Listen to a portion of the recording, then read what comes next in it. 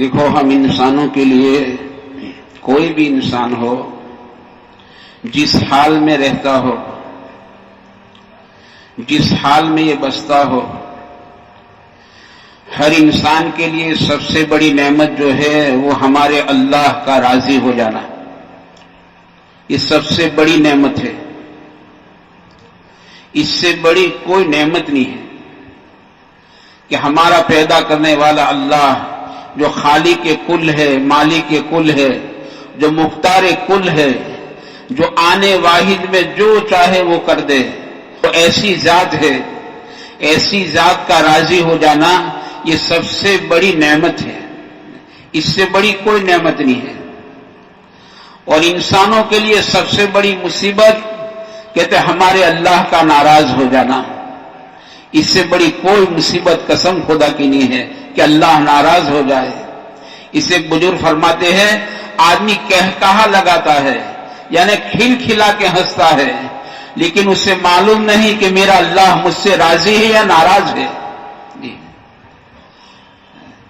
اللہ، اس لیے ہمارے پیارے نبی صلی اللہ علیہ وسلم نے، حالانکہ آپ تو اللہ کے لاڈلے ہیں، آپ اللہ کے پیارے حبیب ہیں، آپ سبب وجود کائنات ہے، آپ کے صدقے میں اللہ پاک نے زمین کی چادر کو بچھایا ہے، آپ کے صدقے میں آسمان کی چھپری کو تانا ہے، آپ کے صدقے میں پہاڑوں کو کھیلا بنا کر گاڑا ہے، آپ کے صدقے میں دریا سمندر کو بہایا بسایا ہے، آپ کے صدقے میں ہم اور آپ ہیں.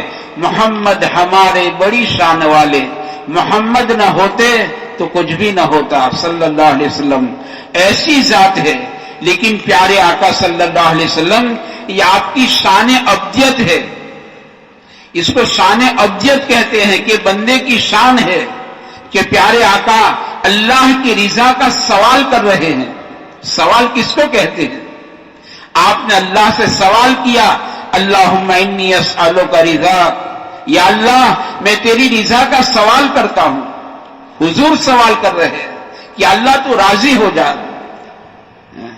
اور پھر اللہ کی رضا کا سوال کیا تو فوراً ساتھ میں جنت کا سوال کیا، اللہم انی اسألک رضاک والجنہ، یا اللہ میں جنت کا سوال کرتا ہوں.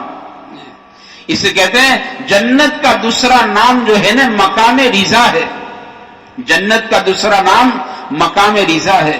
تو آپ نے اللہ سے اللہ کی رضا کا سوال کیا ہے، اور آپ اللہ کے غصے سے پناہ مانگ رہے ہیں. حالانکہ آپ اللہ کے پیارے حبیب ہیں، لیکن میں نے کہا یہ شان ابدیت ہے کہ آپ اللہ تعالیٰ سے، اللہ کے غصے سے، اللہ کے غضب سے اللہ کے نبی پناہ مانگ رہے ہیں. آگے اللہ کے پیارے حبیب سوال کر رہے ہیں، اللہم انی اعوذ بک من غضبک والنار، یا اللہ میں تیرے غضب سے، تیرے غصے سے، تیری ناراضگی سے، اور پھر آگے جہنم سے پناہ مانگتا ہوں. اللہ کا راضی ہونا یہ بہت بڑی نعمت ہے. اللہ راضی ہو جاتا ہے، آدمی کی دنیا آخرت سنور جاتی ہے. اور اللہ ناراض ہو جاتا ہے تو آدمی کی دنیا آخرت تباہ اور برباد ہو جاتی ہے کہ اللہ ناراض ہو گیا، اللہ ناراض ہو گیا. اس لیے کہتے جنت کی سب سے بڑی نعمت، حالانکہ جنت تو نعمتوں کا مرکز ہے، سجی سجائی لدی لدائی اللہ تعالیٰ نے جنت کو تیار کر کے رکھی ہے. کیسے محلات، کیسے باغات، کیسی حوریں، کیسے گلمان، جنت کی نعمتیں. لیکن فرمایا وہ ساری جنت کی نعمتوں کے مقابلے میں سب سے بڑی نعمت اللہ کی رضا ہے. اس سے آتا ہے جب جنتیوں کو ساری نعمتیں اللہ تعالیٰ دے دیں گے، جس کو قرآن نے کہا ایسی نعمتیں جو کسی آنکھ نے دیکھی نہیں، کسی کان نے سنی نہیں، کسی کے دل پر سے اس کا تصور نہیں گزرا ہے، ایسی نعمتیں اللہ تعالیٰ جنتیوں کو دے دیں گے. اور پھر اللہ تعالیٰ سوال کریں گے جنتیوں سے کہ بتاؤ اے میرے بندو اب کیا کمی ہے، کیا چاہتے ہو؟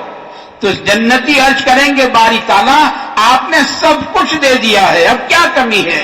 تو اللہ تعالیٰ فرمائیں گے اے میرے بندو میں تم سے راضی ہو گیا. حضرت جی رحمت اللہ علیہ فرماتے تھے اس موقع پر جنتیوں کو اتنی خوشی ہوگی، اگر جنت میں موت ہوتی نا، یہ جنتی خوشی کے مارے جاتے۔ اللہ کا راضی ہونا اتنی بڑی نعمت ہے۔ اسے رمضان کا مہینہ یہ اللہ کو راضی کرنے کا مہینہ ہے کہ اللہ کو راضی کر لو، روٹھے ہوئے رب کو منا لو، اللہ کے ساتھ کا اپنا معاملہ صحیح کر لو، اللہ کو راضی کر لو۔ اللہ کیسے راضی ہوتے ہیں؟ اس سے حافظ ابن حجر رحمۃ اللہ علیہ نے اللہ کے راضی ہونے کی 3 علامتیں لکھی ہے۔ 3 علامتیں، اگر یہ 3 علامتیں ہمارے اندر پائی جاتی ہے تو آدمی اللہ کا شکر ادا کرے کہ اللہ راضی ہے۔ 3 علامتیں حافظ ابن حجر رحمۃ اللہ علیہ لکھتے ہیں کہ اللہ کے راضی ہونے کی 3 علامتیں ہیں۔ سب سے پہلی علامت حافظ صاحب لکھتے ہیں، آدمی کو اپنی کمی کوتاہیاں نظر آئے، یہ سب سے پہلی علامت ہے۔ اب آدمی اپنے اندر ٹٹولے اسے، اپنے اندر تلاش کرے اسے میں کہتا ہوں نا کہ آدمی اپنی آنکھیں بند کر لے اور اپنے سر کو جھکا لے۔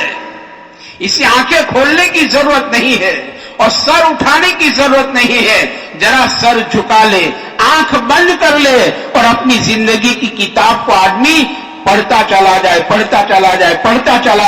میرے اندر کیا کمی ہے، میرے اندر کیا کوتاہی ہے، میرے اندر کیا کمزوری ہے، میرے اندر کیا عیوب ہے۔ آدمی کو اپنے عیوب نظر آئے، میرے اندر یہ عیب ہے، میرے اندر یہ عیب ہے، میرے اندر یہ عیب ہے، میرے اندر یہ کمی ہے، میرے اندر یہ کوتاہی ہے۔ کہتے ہیں آدمی کو اپنے عیوب نظر آئے۔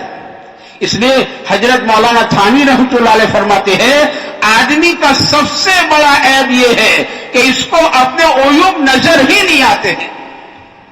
اس سے بڑا کوئی عیب نہیں کہ آدمی کو اپنے عیوب، اپنی کمزوریاں، اپنی کوتاہیاں اسے نظر ہی نہیں آتی کہ میں تو برابر ہوں۔